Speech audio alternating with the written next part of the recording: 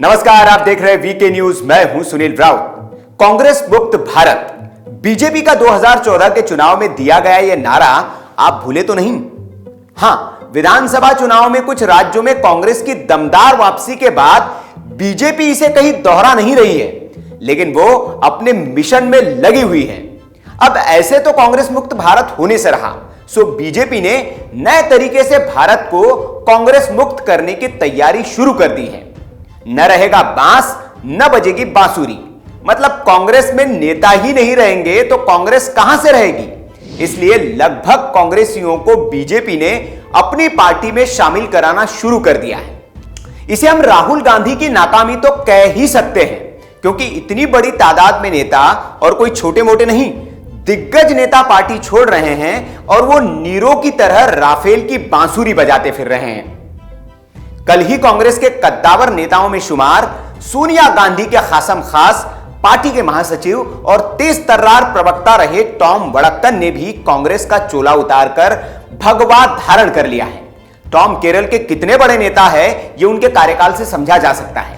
वे प्रणब मुखर्जी और VN. Gargle जैसे नेताओं के साथ काम कर चुके हैं। कांग्रेसी नेताओं के पार्टी छोड़ने का सिलसिला ऐसे चल पड़ा है मानो गधे के सिर से सिंग गायब हो रहे हों।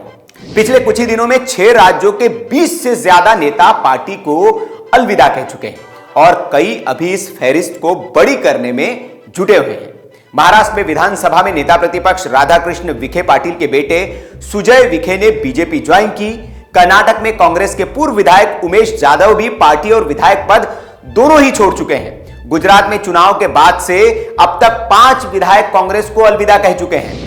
असम में कांग्रेस के पूर्व मंत्री रहे गौतम रॉय और पूर्व सांसद किरीट चालिया ने भी पार्टी छोड़ दी है। पश्चिम बंगाल के बागता से कांग्रेस विधायक दुलाल बर ने 2 दिन पहले ही पार्टी को बाय बाय कर दिया है और इन सब की राह एक ही है, बीजेपी। इधर तेलंगाना में भी 10 दिनों में 5 कांग्रेसी विधायक पार्टी छोड़कर टीआरएस का दामन थाम चुके हैं। कहा तो यह भी जा रहा है कि मुंबई से कांग्रेस के 7 बार के विधायक कालिदास कोलंबकर और बंगाल की वरिष्ठ कांग्रेसी नेता दीपा दास मुंशी भी बीजेपी में शामिल हो सकती है। वैसे इसका इशारा कैलाश विजयवर्गीय 2 दिन पहले ही दे चुके हैं। विभिन्न दलों से लोग भारतीय जनता पार्टी में आ रहे हैं और ये सिलसिला जारी रहेगा। ये सिलसिला बंद नहीं होगा चुनाव तक। बहुत बड़ी संख्या में लोग भारतीय जनता पार्टी में आ रहे हैं। बीजेपी में दूसरे दलों के नेताओं को ऐसे शामिल कराया जा रहा है जैसे अखाड़ों में एक मुश्त नागाओं की दीक्षा हो रही हो। रोज थोक के भाव नेता बीजेपी में शामिल हो रहे हैं। कांग्रेस ही नहीं तो ममता के गढ़ को ढहाने के लिए बीजेपी ने दुश्मन को ही अपने पाले में मिलाना शुरू कर दिया है। 2 दिन पहले ही टीएमसी के एक सांसद और मार्क्सवादी कम्युनिस्ट पार्टी के एक विधायक ने बीजेपी ज्वाइन की थी। इसके एक दिन बाद ही टीएमसी के एक और बड़े नेता और विधायक अर्जुन सिंह ने बीजेपी का दामन थाम लिया है। बीएसपी, समाजवादी पार्टी और राष्ट्रीय लोकदल के भी कई बड़े नेता बीजेपी में शामिल हो चुके हैं। इनमें समाजवादी पार्टी के पूर्व सांसद यशवीर सिंह, रालोद से पूर्व विधायक वंश नारायण सिंह और बहुजन समाज पार्टी से आगरा के पूर्व विधायक गोटियारी लाल शामिल हैं। चुनाव की तारीखों के ऐलान के साथ ही और नामांकन के आखिरी दिन तक यह सिलसिला जारी रहने वाला है। ये नेताओं की कुशलता पर निर्भर करता है कि वो दल बदलुओं को अपने ईमान को डिगाने से कैसे रोकते हैं। राहुल गांधी और ममता बनर्जी तो फिलहाल इस मामले में फेल होते दिख रहे हैं।